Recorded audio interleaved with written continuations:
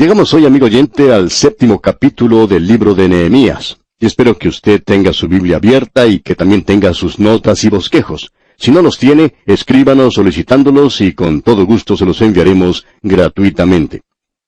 Bien, hoy vamos a entrar a una genealogía. Posiblemente no parezca algo muy interesante, pero creemos que es tan inspirado como lo es el versículo 16 del capítulo 3 de Juan. Y no decimos que sea tan importante porque no creemos que lo sea, por lo menos para nosotros, pero es de suma importancia para Dios. Ahora, al entrar en este capítulo 7, vemos que los muros de Jerusalén han sido reedificados, como mencionamos en nuestro programa anterior. Y vamos a ver que ellos comienzan ahora a proteger la ciudad.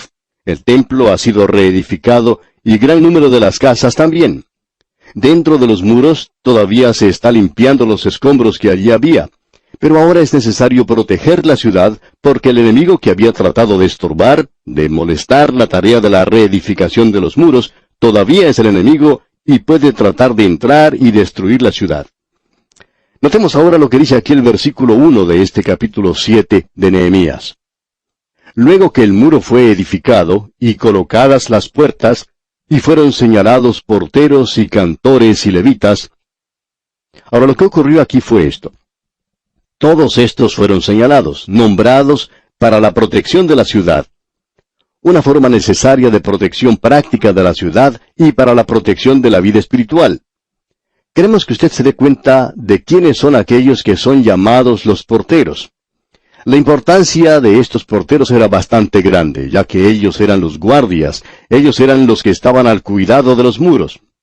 Es decir, que ellos estaban alrededor de ese muro todo el día, observando, vigilando lo que ocurría afuera e informando a los que estaban adentro. Les informaban si se aproximaba algún enemigo o si había algún peligro afuera. Ellos estaban, pues, vigilando todo el día y toda la noche. Era un trabajo de 24 horas. Por tanto, eran personas que habían sido seleccionadas cuidadosamente. Pero vamos a ver que estas cosas no eran cumplidas como debieron cumplirse. Ellos no tenían que ser indiferentes a las personas que entraban y pasaban los muros de la ciudad. Aquí hay algo que deseamos mencionar y esperamos que no sea malentendido porque creemos que es algo que ha sido abusado en gran manera. Se nos dice hoy que no tenemos que ser indiferentes con aquellos que llegan a nuestra reunión, a nuestra asamblea o comunión. Porque no vamos a tener comunión con todos aquellos que profesan ser creyentes. Y quisiéramos que usted se dé cuenta de lo que Pablo dice allá en su primera carta a los Corintios, capítulo 5, versículo 11. Ya lo hemos observado antes, por tanto lo vamos a usar nada más para recordar algunos aspectos.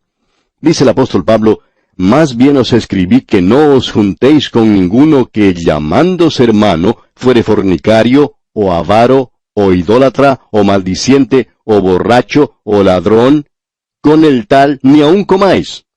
Debemos decir que esto es un poquito diferente en el día actual. Nosotros le estamos dando más importancia a la doctrina. Y hablando sinceramente, creemos que es algo muy importante que aquellos que niegan la infalibilidad de las Escrituras, así como la deidad de Jesucristo, no creemos que deberíamos hacerlos nuestros hermanos. Y ciertamente no podemos tener ninguna comunión con ellos en el verdadero sentido de la adoración. Pero el apóstol Pablo no está hablando aquí de la doctrina cuando él habla de aquel que fuere fornicario. ¿Qué podemos decir acerca del hombre o de la mujer en la iglesia que no trata con ese pecado que tiene en su propia vida? En nuestros días tenemos un nivel muy bajo. Enfatizamos la doctrina y eso es bueno. Pero, ¿qué podemos decir en cuanto a la moral? ¿Qué es sobre la conducta? Eso es lo que Pablo enfatiza en el versículo que leímos y lo que en realidad es de mayor importancia. Ahora, otra cosa que él menciona aquí es la avaricia.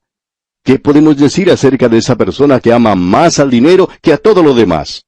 ¿Qué podemos decir del hombre que no es honrado en sus negocios? ¿Podemos tener acaso comunión con él? Debemos decirle que esto es lo que estaba condenando Pablo. Nos preguntamos nosotros si no es que tenemos una idea un poco desequilibrada en la actualidad de todo esto. Se nos dice que Juan lo puso como principio de la doctrina. Y cuando uno lo toma desde esa posición, puede comprender que se refiere a todo lo relacionado con la verdad. Allá en la segunda epístola del apóstol Juan, versículos 10 y 11, él dice, «Si alguno viene a vosotros y no trae esta doctrina, no lo recibáis en casa, ni le digáis bienvenido, porque el que le dice bienvenido, participa en sus malas obras. La doctrina aquí es la totalidad de la verdad mantenida por los apóstoles. De eso es de lo que está hablando Juan. Encontramos grupos que no mantienen toda la doctrina, pero mantienen la infalibilidad de las Escrituras y estas otras cosas, es decir, la deidad de Cristo y el hecho de que Él murió por nuestros pecados, lo cual es muy importante. Ahora, ¿quiere esto decir entonces que no vamos a tener comunión con ellos? ¿Quiere eso decir que debemos juzgarlos? Por supuesto que no. Y esa es la dificultad que encontramos hoy. Pablo le dice al joven Timoteo en su segunda carta a este joven, capítulo 2, versículo 19, «Pero el fundamento de Dios está firme, teniendo este sello, conoce el Señor a los que son suyos, y apártese de iniquidad todo aquel que invoca el nombre de Cristo». Ni usted ni yo lo sabemos, pero Dios sí lo sabe. Debemos tener mucho cuidado, eso es todo. Esa idea que tenemos hoy de querer juzgar a nuestros hermanos porque ellos no hacen las cosas de la manera que nosotros pensamos que se debería hacer, es algo que está fuera de todo esto, por supuesto, y está bien equivocado. Tenemos que entender que la comunión vale mucho para ser desperdiciada por mero sentimentalismo. Eso es lo que nosotros necesitamos reconocer. Y también por ganancia personal. Hay muchas personas que cierran sus ojos a lo que ocurre a su alrededor. Hay ciertos laicos que no quieren ver los pecados del ministerio, y los ministros que cierran sus ojos para no mirar los pecados del laico. Esto va directamente al grano, ¿no le parece? Él dice que no debemos cerrar nuestros ojos a estas cosas. Tenemos que romper nuestra comunión con ellos sobre estos asuntos. No debemos juzgarlos. ¿Quién nos ha llamado a nosotros para ser jueces? Lo que quiere decir es lo mismo que ocurre en muchos países, que la vigilancia continua es el precio que debemos pagar por tener libertad. Por tanto, debemos estar siempre listos. Así es que esta gente aquí tenía sus guardias sobre los muros. Ellos eran muy importantes. Ahora ellos también tenían a los cantores. Junto con los porteros se mencionan los cantores. Yo no estoy en ese grupo, se lo puedo asegurar. El espíritu de alabanza es el espíritu de poder. Y vamos a ver que Nehemías dice más adelante en el próximo capítulo, porque el gozo de Jehová es vuestra fuerza. Y el espíritu de alabanza es, por tanto, el espíritu de poder. Esto quiere decir que debemos ser un grupo de personas que nos estamos regocijando. Eso es algo que falta en nuestras iglesias, amigo oyente. Las iglesias en la actualidad no están formadas por un grupo de personas muy alegres. Sí, ya sabemos que ellas se ríen si uno les cuenta una historia alegre o un chiste y que disfrutan de un banquete, pero no disfrutan de un estudio bíblico. Usted debería estar donde nosotros estamos a veces para que se dé cuenta que hay algunos que disfrutan del estudio bíblico, pero hay otros que no. Es muy interesante notar quién no lo está disfrutando y por lo general son aquellas personas que son las débiles, que en realidad están creando problemas en la iglesia. Ellos no disfrutan de este estudio bíblico. Ahora Pablo dice que la señal del creyente lleno del Espíritu es esta: no os embriaguéis con vino, en lo cual hay disolución, antes bien sed llenos del Espíritu, hablando entre vosotros con salmos, con himnos y cánticos espirituales, cantando y alabando al Señor en vuestros corazones. Y queremos que usted note esto de hablando entre vosotros con salmos. Pues bien, yo puedo hablar, pero no puedo cantar. Pero uno canta en su corazón, amigo oyente. Si usted encuentra algo de música en mí, bueno, todavía está dentro de mí, nunca ha salido. Creemos que aún está en mi corazón. Mi corazón canta a veces, yo quiero que usted sepa eso. Me gustaría cantar, eso es algo que quisiera hacer, pero lamentablemente no sé hacerlo bien. Ahora, salmos dice aquí, y eso quiere decir alabanza. Quiere decir cuán dulce es el nombre de Jesús. Himno quiere decir las perfecciones atribuidas a la deidad. Santo, santo, santo es el Señor de los ejércitos. Amigo oyente, eso es algo verdaderamente maravilloso y es lo que da gozo a cada una de nuestras vidas. Cuando usted está andando en la voluntad de Dios, y usted se encuentra en el mismo centro de su voluntad, y está manteniendo comunión con Él, es algo cierto que usted va a estar lleno de gozo en su vida. Estas cosas que tenemos aquí son algo maravilloso en realidad. Y esto hacía de esta ciudad algo admirable, el poder tener estos porteros y cantores. Y eso no era todo, sino que también tenían levitas. Ellos también habían sido seleccionados o señalados.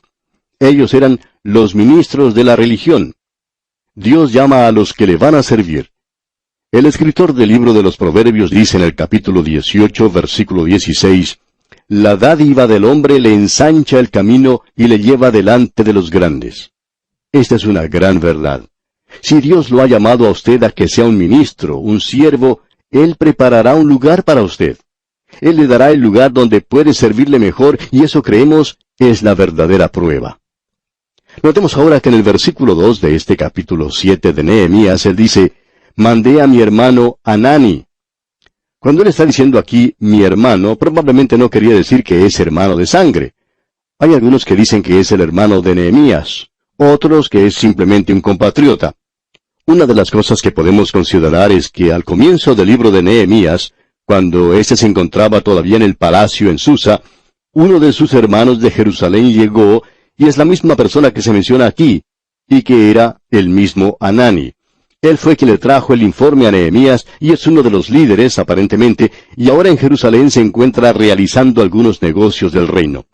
Entonces Nehemías dice en el versículo 2, «Mandé a mi hermano Hanani y a Ananías, jefe de la fortaleza de Jerusalén». Y Nehemías les da a ellos el cuidado de la ciudad de Jerusalén. ¿Por qué nombra a Nehemías como jefe de la fortaleza? ¿Acaso porque era un hombre educado y había ido a algún seminario? ¿Es eso lo que dice su Biblia? En la mía tampoco lo dice, amigo oyente. Dice, porque éste era varón de verdad y temeroso de Dios más que muchos. Él era un hombre fiel, no educado. Y quisiéramos que muchos de los estudiantes en los seminarios en la actualidad entendieran bien esto. No queremos de ninguna manera ser malentendidos, por favor. Necesitamos ministros, pastores bien educados. Y este fue el comienzo del sistema escolar en los Estados Unidos. Y la razón fue precisamente que querían un ministerio bien educado, y es necesario. Pero uno puede hacerse sedentario en algo como esto, si siempre sigue en la misma dirección. Hay muchos hombres hoy que aparentemente no tienen el suficiente carácter, pero que son educados. Alguien dijo, es posible educar hasta a los tontos. Y eso es verdad.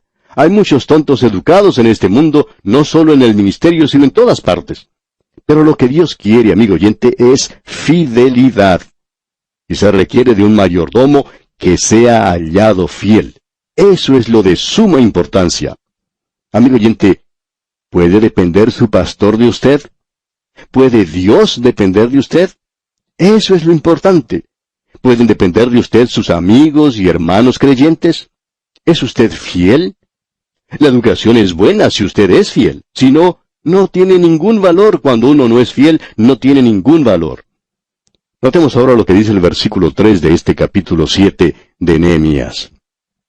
Y les dije, no se abran las puertas de Jerusalén hasta que caliente el sol, y aunque haya gente allí, cerrad las puertas y atrancadlas. Y señalé guardas de los moradores de Jerusalén, cada cual en su turno, y cada uno delante de su casa. Las entradas debían ser observadas durante todo el día, y durante la noche todos tenían que estar bien vigilantes porque no sabían lo que podía ocurrir. Cada uno tenía que cuidar por lo menos su propio hogar. Así que Dios nos hace responsables por lo menos por nuestro propio hogar, aquellos que están más cerca de nosotros. El Señor Jesucristo dijo, lo que te digo a ti, lo digo a todos, velad. Esa tendría que ser la actitud de todo creyente. Ahora el versículo 4 dice, porque la ciudad era espaciosa y grande, pero poco pueblo dentro de ella, y no había casas reedificadas. O sea que no estaban todas terminadas en esta ocasión. Quizá un hombre podría estar interesado en edificar su propia casa y olvidarse de su tarea de vigilar y cuidar. Y usted puede apreciar en la forma en que todo había sido reedificado, en una mano la cuchara de albañil o el palustre, y en la otra la espada. Y esa es la forma en que nosotros tenemos necesidad de utilizarlas hoy en la obra del Señor. Ahora en el versículo 5 comienza la genealogía del primer remanente. Y quisiéramos que usted tome nota de esta genealogía porque es muy importante. No la vamos a leer toda porque puede suceder que muchos aparatos de radio sean apagados si lo hacemos, pero creemos que vale la pena leerlo y vamos a recomendarle que usted lo lea en la comodidad de su hogar. Es la misma genealogía que se menciona en el capítulo 2 de Esdras. Ahora, ¿por qué gasta Dios tanta tinta en presentar 2 veces la misma genealogía? Bueno, permítanos decirle por qué. La palabra de Dios dice que los justos están siendo recordados eternamente. Dios dice, yo conozco a esa gente y quiero que usted sepa que los conozco. Él ha colocado estos nombres aquí y lo hace por duplicado, como si fuera una copia con papel carbón. Se nos cuenta que en algunas oficinas del gobierno en ocasiones se hace hasta 15 copias de papel carbón de las cosas que se escriben. Y bueno, Dios hace prácticamente lo mismo. Él lo presenta esto una vez y lo vuelve a presentar 2 veces. Él dice, quizás esto no le parezca interesante, pero para mí lo es. Yo conozco a cada uno de ellos. Son míos. Y estos son los que están en el libro de Dios. Esto es simplemente una hoja del libro de las memorias de Dios. Dios dice, yo escribo sus nombres. Ellos fueron fieles. Estos son los que han sido hallados fieles a Dios. Usted puede encontrar muchos de estos en las Escrituras. Aquí en el 3er capítulo teníamos uno. En el capítulo 49 de Génesis tenemos la lista de los 12 hijos de Jacob. También tenemos la lista de los valientes de David allá en el 2º libro de Samuel. Otra vez lo vemos en los primeros 10 capítulos del 2º libro de Crónicas. Allí no vemos otra cosa que nombres. Ahora, el capítulo 16 de la epístola a los Romanos, en su mayor parte, es una lista de nombres, como sucede también en el capítulo 11 de la carta a los Hebreos. Nombres de personas que se presentan una y otra vez en la palabra de Dios. Ahora, estos son simplemente nombres para nosotros, pero Dios los recuerda a ellos. Esto es maravilloso, amigo oyente. Veamos ahora algo de eso. No vamos a leer todos estos nombres, por supuesto, pero leamos los versículos 5 y 6.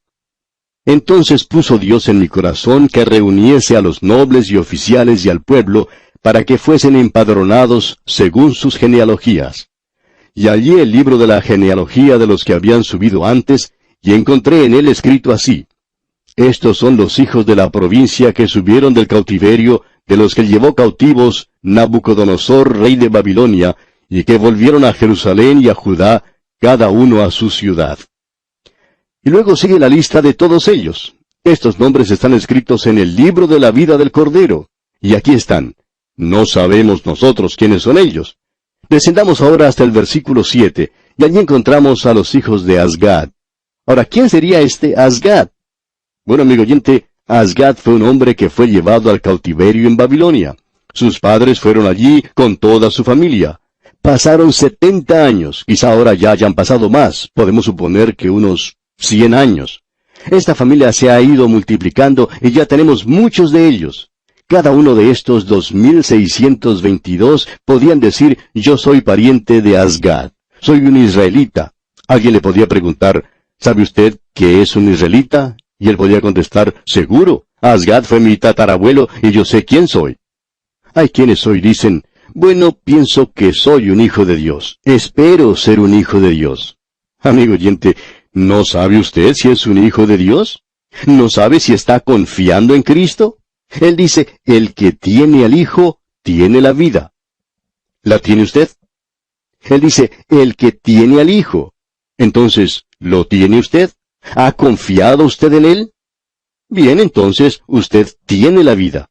Es que yo no quiero jactarme de eso, dice usted. Usted no se está jactando de eso, amigo oyente. Usted cree en Dios, y si usted no cree en Él, entonces le está haciendo a Dios mentiroso. Él dice que el que tiene al Hijo, tiene la vida. Ahora, ¿tiene vida usted? Usted la tiene, ¿y con qué autoridad? Porque él dice que es así, y esto ha sido escrito.